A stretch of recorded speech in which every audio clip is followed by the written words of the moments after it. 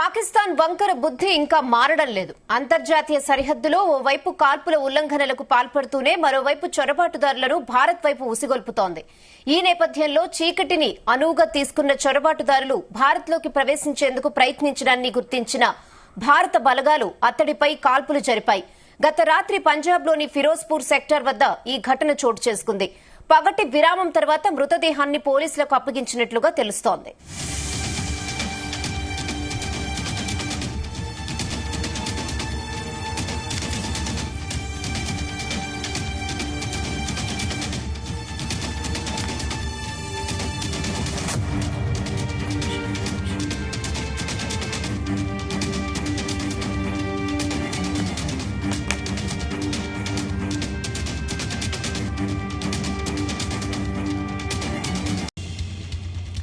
పాకిస్తాన్ వంకర బుద్ధి ఇంకా మారడం లేదు. అంతర్జాతీయ సరిహద్దులో ఓవైపు కాల్పుల ఉల్లంఘనలకు పాల్పడుతూనే మరోవైపు చొరబాటుదారులను భారత్ వైపు ఉసిగొల్పుతోంది. ఈ నేపథ్యంలోనే చీకటిని అనువుగా తీసుకున్న చొరబాటుదారులు భారత్లోకి ప్రవేశించేందుకు ప్రయత్నించడాన్ని గుర్తించిన భారత బలగాలు అతడిపై కాల్పులు జరిపాయి. ఇక ఇదే విషయంపై మరిన్ని updates chief news coordinator Radhakrishna అందిస్తారు. రాధాకృష్ణ,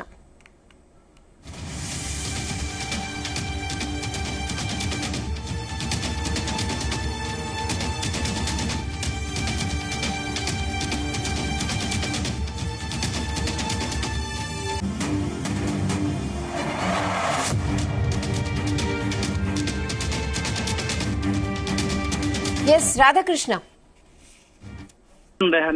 పాకిస్తాన్ భారత్ సరిహద్దుల్లో తీవ్ర ఉద్రిక్త పరిస్థితులు నెలకొన్నాయి. ప్రస్తుతానికి భారత్ చేస్తున్నటువంటి తీవ్రవాదుల ఏరివేత ప్రక్రియ ఏదైతుందో ఆపరేషన్ సింధూర్ ద్వారా పాకిస్తాన్ సంబంధించినటువంటి పూర్తి స్థాయిలో ఏం చేయాలో దిక్కుతోచిన పరిస్థితిలో ఉండిపోయింది. ఈ నేపథ్యంలోనే పాకిస్తాన్ కొత్తగా ఏంటంటే వ్యూహాలు అమలు చేస్తోంది. మరోసారి కుట్రలకు తెగబడుతుందని చెప్పవచ్చు. ముఖ్యంగా చొరబాటుదారులకు చొరబాటు సంబంధించినటువంటి ప్రయత్నాలు చేస్తున్నట్టుగా తెలుస్తా ఉంది.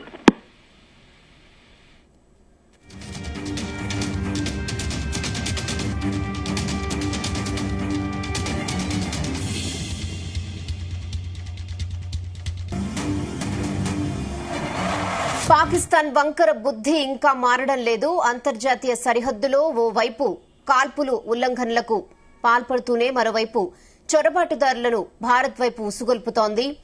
ఈ నేపథ్యంలో చీకటిని అనువుగా తీసుకున్న చొరబాటుదారులు భారత్లోకి ప్రవేశించేందుకు ప్రయత్నించడాన్ని గుర్తించిన భారత బలగాలు అతడిపై కాల్పులు జరిపాయి. గత రాత్రి పంజాబ్లోని ఫిరోజ్పూర్ సెక్టర్ వద్ద ఈ ఘటన చోటు చేసుకుంది. పగటి విరామం తర్వాత మృతదేహాన్ని పోలీసులకు అప్పగించినట్లుగా తెలుస్తోంది. రాధాకృష్ణ. Good afternoon Rehana. మొత్తంగా పాకిస్తాన్ సంబంధించినటువంటి భారత పాకిస్తాన్ సరిహద్దులో తీవ్ర ఉద్రిక్త పరిస్థితులు నెలకొన్నాయి. నిన్న ఎప్పుడైతే ఆపరేషన్ సింధూర్ తర్వాత ఇంకా పరిస్థితులు మరింత తీవ్రతరం దాల్చాయని చెప్పవచ్చు.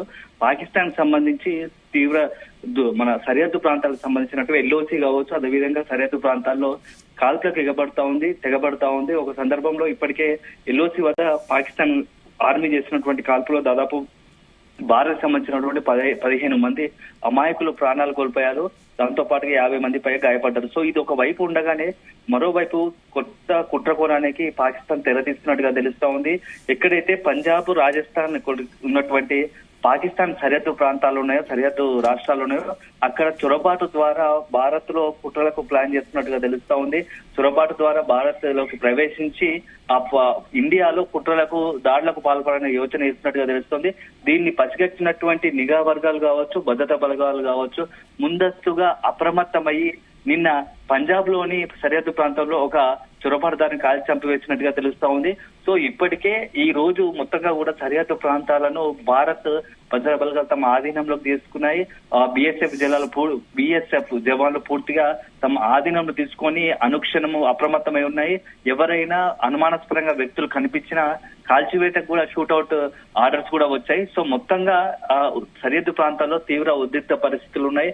మినిట్ టు మినిట్ భద్రతకు సంబంధించి ఎప్పటికప్పుడు అబ్జర్వ్ చేస్తూ కేంద్ర హోంశాఖ కావచ్చు, రక్షణ శాఖకు, డిఫెన్స్ సంబంధించి ఆర్మీ భద్రతా దళాలు ఒక నివేదికను కూడా పంపిస్తున్నాయి. అదే సందర్భంలో నిన్ననే కేంద్ర హోంశాఖ ఆధ్వర్యంలో సరిహద్దు ప్రాంతాలకు సంబంధించినటువంటి రాష్ట్రాలకు సంబంధించినటువంటి ముఖ్యమంత్రులు, చీఫ్ సెక్రటరీస్ దాంతో పాటుగా డీజీపీ గవర్నర్లతో కూడా గంట పాటు సమావేశం నిర్వహించారు. చాలా కీలకమైన ఆదేశాలు కేంద్ర హోంశాఖ ఇచ్చిందని చెప్పవచ్చు. ముఖ్యంగా సరిహద్దు రాష్ట్రాల్లో చాలా తీవ్ర ఉద్రిక్త పరిస్థితులు నెలకొనే అవకాశం ఉంది. ఎందుకంటే పాకిస్తాన్ సంబంధించి సరిహద్దుకు దగ్గరలో ఉన్నటువంటి 30, 50, 100 కిలోమీటర్ల దూరం రేడియస్ పరిధిలో ఉన్నటువంటి ఆ గ్రామాల ప్రజలు కావచ్చు, జిల్లాలు కావచ్చు, వాటిని అప్రమత్తం చేశాయి. అందులో పంజాబ్ కావచ్చు, రాజస్థాన్ కావచ్చు. అదే సందర్భంలో వెస్ట్ బెంగాల్ ఏదైతే బంగ్లాదేశ్ కు సరిహద్దుగా ఉన్నటువంటి వెస్ట్ బెంగాల్ లో కూడా ఇట్లాంటి ఉద్రిక్త పరిస్థితులు కావచ్చు, చొరబాట్లకు అవకాశం ఉందని గమనించినటువంటి భద్రతా కావచ్చు, నిఘా వర్గాలు అప్రమత్తమయ్యాయి. సో అందులో భాగంగానే ఈ రోజు ఉదయమే ఆ బిఎస్ఎఫ్ జవాన్లు కూడా సరిహద్దు ప్రాంతాలను తమ ఆధీనంలోకి తీసుకున్నారు. అవసరమైతే ఎట్లాంటి చర్యకైనా పాకిస్తాన్ నుంచి వచ్చే ఎలాంటి ఎదురుదాడిని ఎదుర్కొనేందుకు సిద్ధంగా ఉన్నాయి. దీంతో ప్రస్తుతం పంజాబ్ కు సంబంధించినటువంటి నిన్న జరిగిన ఇన్సిడెంట్స్ తో అప్రమత్తమైన చెప్పవచ్చు. అదేవిధంగా పంజాబ్, రాజస్థాన్ తో పాటు ఇతరత్ర వీటితో పాటు ఢిల్లీ, అదే విధంగా నెక్స్ట్ హైదరాబాద్ లాంటి బెంగళూరు, హైదరాబాద్, మహారాష్ట్ర, ముంబై లాంటివి ప్రధాన పట్టణాల్లో కూడా కోల్కతా లాంటి వాటిలో హై అలర్ట్ ప్రకటించారు. ఎప్పుడు ఎలాంటి పరిస్థితులు వచ్చినా సిద్ధంగా ఉండాలని చెప్పేసి కేంద్ర హోంశాఖ కొన్ని గైడ్ లైన్స్, మార్గదర్శకాలు కూడా జారీ చేశారు. సో మొత్తంగా ప్రస్తుతం సిచ్యువేషన్ లో పాకిస్తాన్ ను నిలువరించడము, పాకిస్తాన్ లో ఉన్నటువంటి తీవ్రవాదాన్ని పూర్తి స్థాయిలో నిర్మూలించాలనే ఒక ఏకైక అజెండాతో ఈ యొక్క ఆపరేషన్ సింధూర్ కొనసాగుతుందని చెప్పవచ్చు. సో ఆపరేషన్ సింధూర్ నిన్న మొత్తంగా కూడా ఉదయం ఏదైతే మధ్యరాత్రి 1:40 జరిగినటువంటి ఆపరేషన్ సింధూర్ తో పాకిస్తాన్ వెన్నులో వణుకు భయమైందని చెప్పవచ్చు. పూర్తి స్థాయిలో ఆత్మరక్షణలో పడిపోయింది, డిఫెన్స్ లో పడిపోయింది. ఒకేసారి భారత్ సంబంధించినటువంటి గగనతన యుద్ధ విమానాలు, ఆర్మీ ఒక్కసారిగా 9 పాకిస్తాన్ లోని 9 తీవ్రవాద శిబిరాలపై ఎటే టైంలో 9 స్థావరాలపైన 25 మిజైల్స్ తో 25 నిమిషాల్లోనే దాడికి దిగారు. పూర్తి స్థాయిలో విధ్వంసం చేశారు. దాదాపు 150 మందికి పైగా తీవ్రవాదులు చనిపోయారని చెప్పేసి పాకిస్తాన్ మీడియాలో కూడా కథనాలు వస్తాయి. దాంతో పాటుగా ఎవరైతే ఉన్నారో జైషే మహమ్మద్ చీఫ్ ఉన్నటువంటి మసూద్ అజార్ సోదరుడు కూడా రౌఫ్ మసూద్ కూడా చనిపోయినట్టుగా మనకు వార్తలు అందుతున్నాయి. ఎందుకంటే మోస్ట్ వాంటెడ్ టెర్రరిస్ట్ లిస్ట్ లో వరల్డ్ వైడ్ గా ఉన్నటువంటి మోస్ట్ వాంటెడ్ టెర్రరిస్ట్ లిస్ట్ లో కూడా ఆ యొక్క జైషే మహమ్మద్ మసూద్ అజర్ ఉన్నాడు, వాళ్ళ సోదరుడు కూడా ఉన్నట్టుగా తెలుస్తోంది. దీంతో పాటుగా అతని కుటుంబం మొత్తంగా కూడా నిన్న దాడిలో, ఆపరేషన్ సింధూర్ దాడిలో ధ్వంసం అయిపోయింది. విధ్వంసం చెల్లాచెదురుగా అయిపోయింది.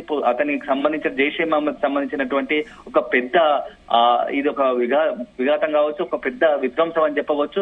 సో జైషే మహమ్మద్ సంబంధించి పూర్తి స్థాయిలో ఆ తీవ్రవాదాన్ని నిర్మూలించేందుకు ఒక అడుగు పడ్డట్టయింది. అదే రకంగా ఆపరేషన్ సింధూర్ సంబంధించి ఒక సక్సెస్ అని చెప్పవచ్చు. నెక్స్ట్ లష్కరే తోయిబా టార్గెట్ కూడా ఒక నిన్న జరిగినటువంటి దాడి, అదే లష్కరే తోయిబా కేంద్ర కార్యాలయం ఉన్నటువంటి మసూద్ అజార్ ఎవరైతే ఉన్నారో అతని కూడా దాడికి సంబంధించినటువంటి దాడి జరిగింది. సో అతను తుట్లో తప్పించుకున్నట్టుగా సమాచారం అందుతుంది.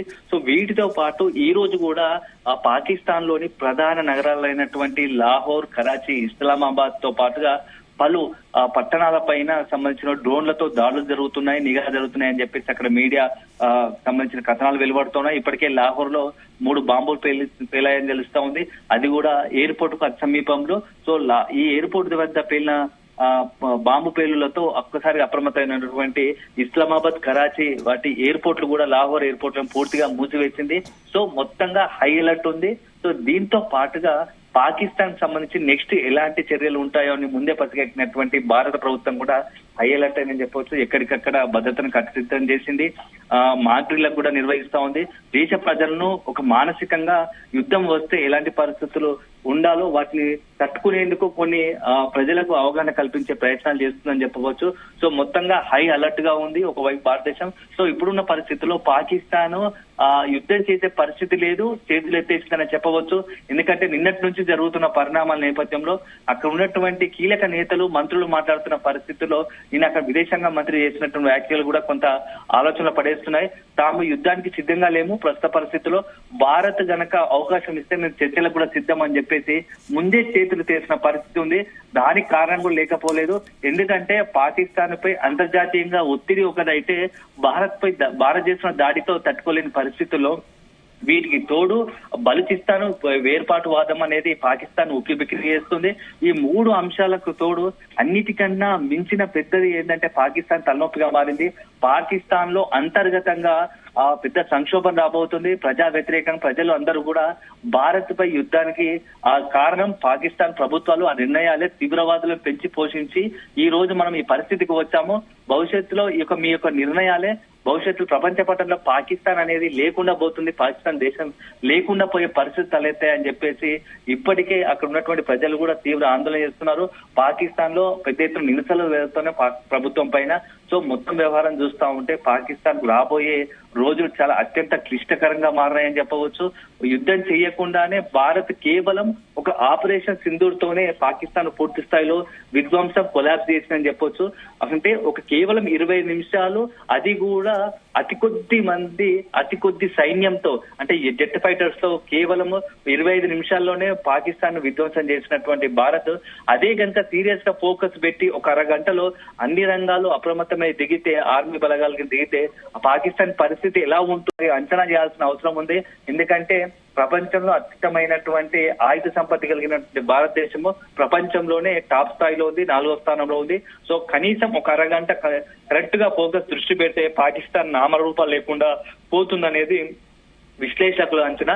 సో పాకిస్తాన్ తీవ్రవాదాలు పాకిస్తాన్ ని ఒకవైపు పూర్తి స్థాయిలో కంట్రోల్ చేయడం, అదే విధంగా తీవ్రవాదాన్ని పెంచిపోతిస్తున్నటువంటి పాకిస్తాన్ తుదుముట్టించేంత వరకు ఈ యొక్క ఆపరేషన్ సింధూర్ కావచ్చు, భారత ఆర్మీలో కంటిన్యూస్ గా నిర్ణయాలు ఉండబోతున్నట్టుగా తెలుస్తా ఉంది రెహానా. రాధాకృష్ణ, అసలు సరిహద్దులో ప్రెసెంట్ సిచ్యువేషన్ ఎలా ఉంది? చొరబాటుదారులను భారత్ ఎలా కంట్రోల్ చేయబోతోంది? రెహానా, ముఖ్యంగా నిన్న నుంచి ఆ పాకిస్తాన్ ఎల్ఓసి వద్ద పాకిస్తాన్ బలగాలు పూర్తి స్థాయిలో ఆ కాల్పులకు తెగపడతా ఉంది. ఈ కాల్పుల్లో అనేక మంది పౌరులు, దాదాపు 15 మంది పౌరులు చనిపోయారు, 50 మందికి పైగా గాయాల పాలయ్యారు. సో ఈ వైపు ఈ కాల్పులు జరుగుతున్న నేపథ్యంలోనే ఆర్మీ భద్రతా బలగాలు అప్రమత్తమయ్యాయి.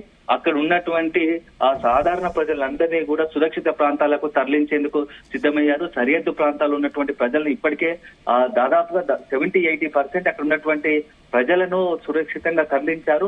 ఇంకా కొంతమంది అక్కడ ఏంటంటే ప్రభుత్వం చెప్పిన భద్రతా బలగాలు ఎంత ఆదేశించినా స్థానికంగా కొంతమంది వెళ్ళకపోవడంతో ఇలాంటి పరిస్థితి వస్తుందని చెప్పవచ్చు. సో సరిహద్దు ప్రాంతాల్లో మాత్రం ప్రస్తుతం బిఎస్ఎఫ్ జవాన్లు తమ ఆధీనంలో తీసుకున్నారు. అనుమానాస్పద వ్యక్తులు ఎవరు కనిపించినా వారిని కాల్చివేసే పరిస్థితి ఉంది. సో హై అలర్ట్ ప్రకటించారు. పాకిస్తాన్ కు సంబంధించి అదేవిధంగా చొరబాట్లకు ఏ మాత్రం అవకాశం లేకుండా పూర్తి స్థాయిలో ఈ యొక్క భద్రతా బలగాలు అప్రమత్తమయ్యాయని చెప్పవచ్చు. ఇప్పుడున్న పరిస్థితుల్లో పాకిస్తాన్ కు సంబంధించి ఏ ఒక్క చిన్న అక్కడి నుంచి దాడి జరిగినా దానికి పాకిస్తాన్ భారీ మూల్యం చెల్లించుకునేలా భారత్ వ్యూహాత్మకంగా అడుగులు వేస్తుందని చెప్పవచ్చు Rehana. Okay Radhakrishna, thanks for the updates.